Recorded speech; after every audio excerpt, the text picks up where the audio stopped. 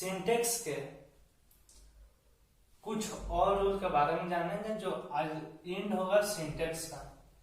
अगले वीडियो में हम लोग सिंटेक्स के लास्ट पार्ट जो देखे थे कि अगर किसी देश के नाम में टीम या पार्टी जुड़ जाता है तो वह हमेशा प्लूरल हो जाता है, लेकिन देश का नाम हमेशा सिंगुलर होता है। देश का नाम जो होता है हमेशा सिंगुलर होता है। देश के नाम हमेशा सिंगुलर होता है, हमेशा सिंगुलर होता है। लेकिन जैसे हम लोग बोलते हैं India is our country, Bharat हमारा देश है, लेकिन अगर इसमें team, India team, Australia team, party, जैसे पार्टी हो गया बीजेपी, कांग्रेस, आरजेडी, ये सब जो ईटीसी पार्टी जुड़ जाता है इस देश के नाम में, तो वैसे परिस्थिति में यह प्लूरल हो जाता है। लेकिन ये हम लोग पढ़ लिए थे। इसके बाद आता है कि अगर प्रीपोजिशन से जुड़ने वाले सब्जेक्ट और ऑब्जेक्ट सेम हो, प्रीपोजिशन से जुड़ने वाला सब्जेक्ट और ऑब्जेक्ट सेम हो, तो वैसे परिस्थिति में हम सिंगुलर वर्ब का प्रयोग करते हैं। अगर प्रीपोजिशन से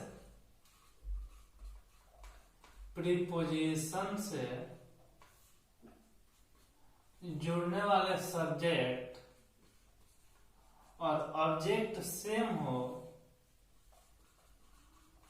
तो यह हमेशा सिंगुलर होता है। मैंने क्या बोला कि प्रीपोजिशन से जुड़ने वाले सब्जेक्ट और ऑब्जेक्ट सेम होता है तो वैसे परिस्थिति में सिंगुलर होता है। जैसे मान लीजिए sheep after sheep, subject object same है। अब यहां पर डैश है, सेलिंग बाय, यहाँ पर क्या भरा है? अगर इज होगा तो इज भराएगा, नहीं तो आज होगा तो आज। क्या है?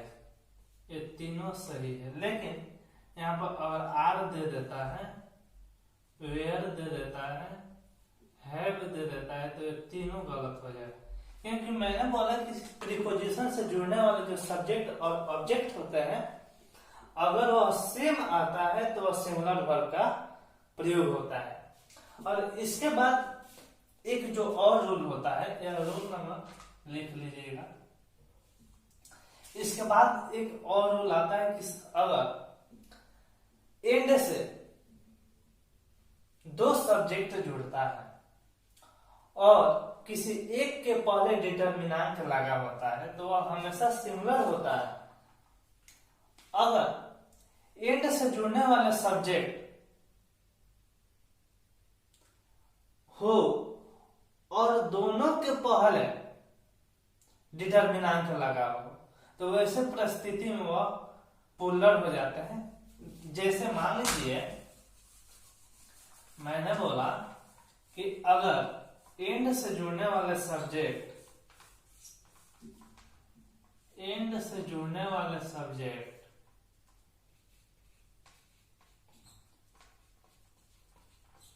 एंड से दो सब्जेक्ट जुड़ गया, लेकिन मैंने बोला कि अगर किसी एक के पहले, यहां पर डिटरमिनेंट लिखता है, डिटरमिनेंट है तो यह हमेशा सिंगुलर होता है। लेकिन दोनों के पहले डिटरमिनेंट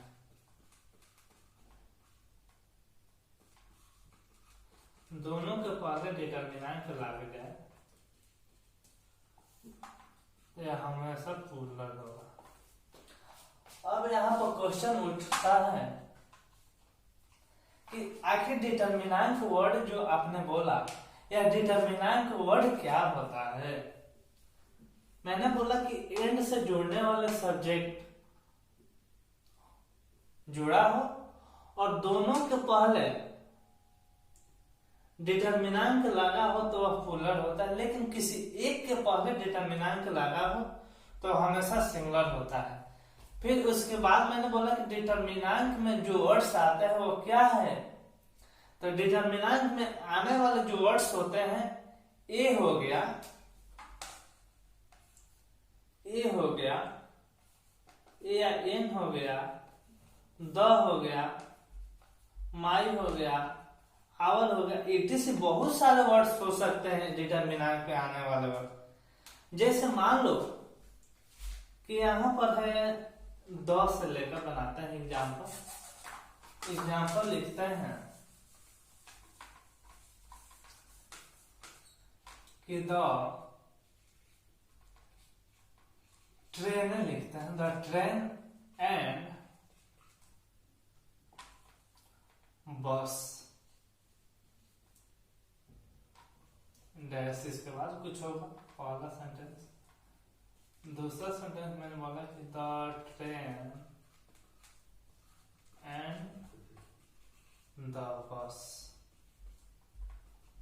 इसके बाद वर्ब बनना है, इसके बाद कुछ सेंटेंस। मैंने बोला कि दो सब्जेक्ट और एंड से जुड़ा हो, किसी एक के पहले डिटरमिनेंट लगा हो, इसके पहले डिटरमिनेंट नहीं लगा है तो इस परिस्थिति में सिंगुलर होता है।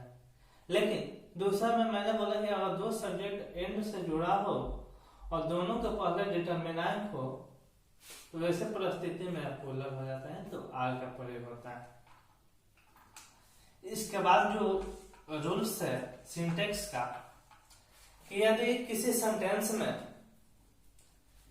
किसी भी सेंटेंस में सिंटेक्स के नथिंग बट या एवरीथिंग बट दिखाई दे देता है तो वह हमेशा किसी भी सेंटेंस को अनकाउंटेबल के जैसा बिहेव करता है, किसी भी सेंटेंस को अनकाउंटेबल के जैसा बिहेव करता है, वैसे परिस्थिति में वह सिंगुलर हो जाते हैं। मान लीजिए मैंने बोला कि किसी भी सेंटेंस को ये जो वर्ड्स है एवरीथिंग बट या नथिंग थिंग बट, किसी भी सेंटेंस को, किसी भी सेंटेंस को अनकाउंटेबल के जैसा बिहेव करता है, अनकाउंटेबल के जैसा व्यवहार करता है। जब अनकाउंटेबल के जैसा व्यवहार करता है तो यह सिंगुलर हो जाते हैं। ठीक है, जैसे मान लो कि देयर इज हो गया, यहाँ पर तो भरना है, भर हमें, मान लो इज हो गया, आर हो गया, नथिंग बट, इसके बाद कुछ वर्ड्स है, दूसरा मैंने ले लिया there is are everything but, इसके बाद कुछ वर्ड्स है। तो मैंने बोला कि किसी भी सेंटेंस में अगर नथिंग बट या एवरीथिंग बट दिखाई दे देता है तो वह अनकाउंटेबल के जैसा बिहेव करता है, वैसे परिस्थिति में सिंगुलर वर्ड का प्रयोग होता है। तो इस सेंटेंस में आप क्या देख रहे हैं, नथिंग बट, तो यहाँ पर इज हो जाएगा, आर नहीं होगा। यहाँ पर क्या देखे, एवरीथिंग बट, इज हो जाएगा, आर नहीं होगा। इसके बाद आता है कि किसी भी सेंटेंस में अगर मैथमेटिक्स में जो गुणा का सिंबल होता है, मान लो आता है कि 4 टाइम्स 4 इज या आर,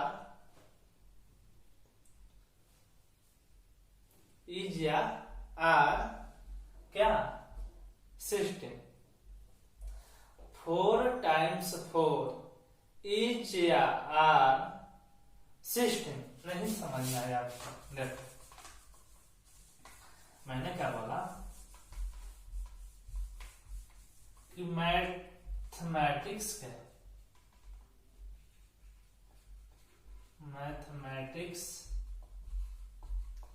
के सेंटेंस में गुणा का संबंध हो तो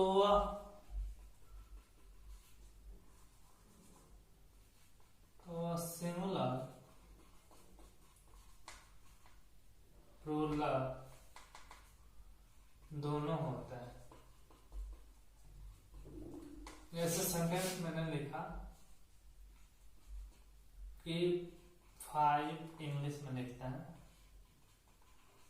5 times 4 is r 5 times 4 is r 20।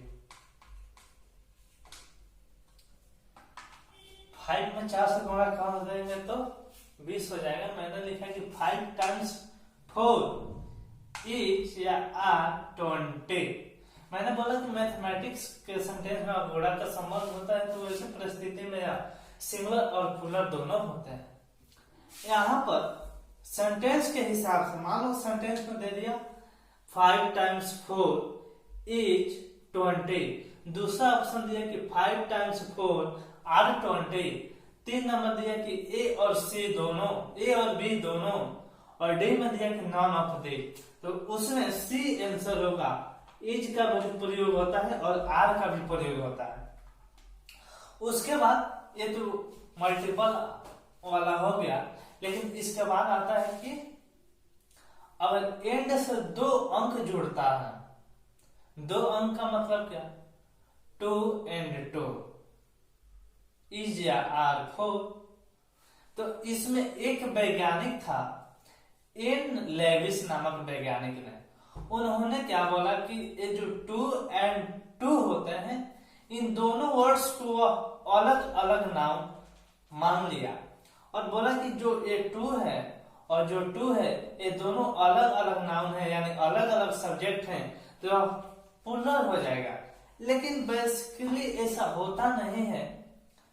मान लीजिए कि 2 and 2 इज या आर 4 हम लिखे तो हम लोग मॉडर्न इंग्लिश में क्या बोलते हैं, उसे सिंगुलर का ही प्रयोग करते हैं।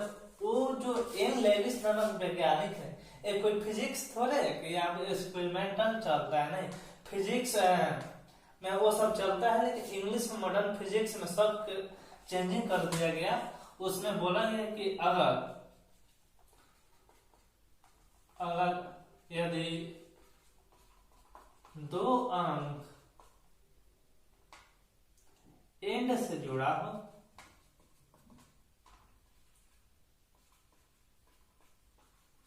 हो तो वह सिंगुलर होता है। सिंगुलर होते हैं, लेकिन इसका भी पढ़ लेते हैं। एन लेविस जो वैज्ञानिक था, एन लेविस नामक वैज्ञानिक,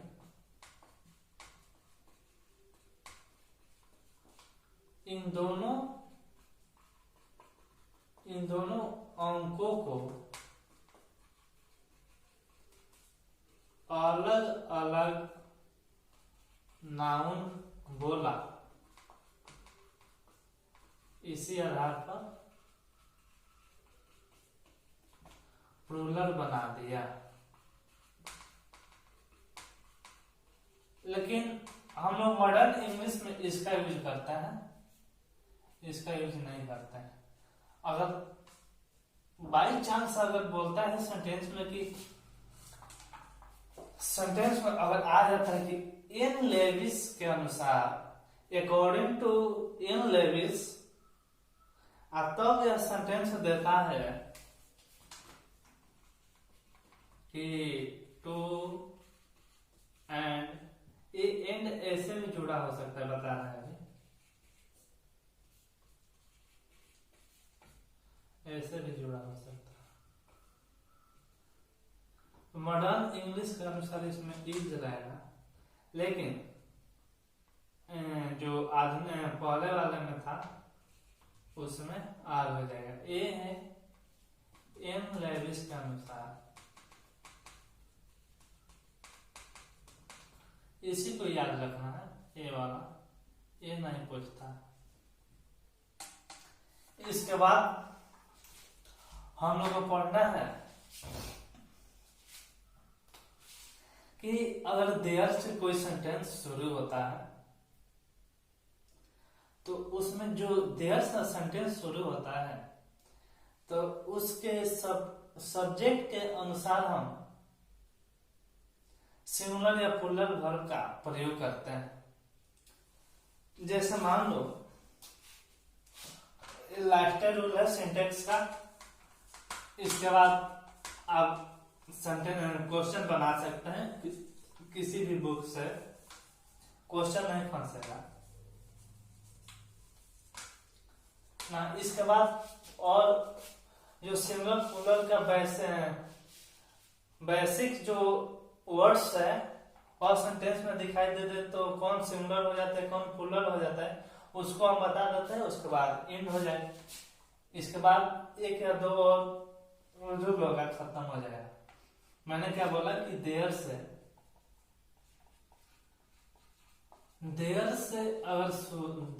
शुरू होने वाला सेंटेंस के सब्जेक्ट के अनुसार सिंगुलर या प्लूरल वर्ब का प्रयोग करते हैं। जैसे there cup on the table. दूसरा sentence there cups on the table.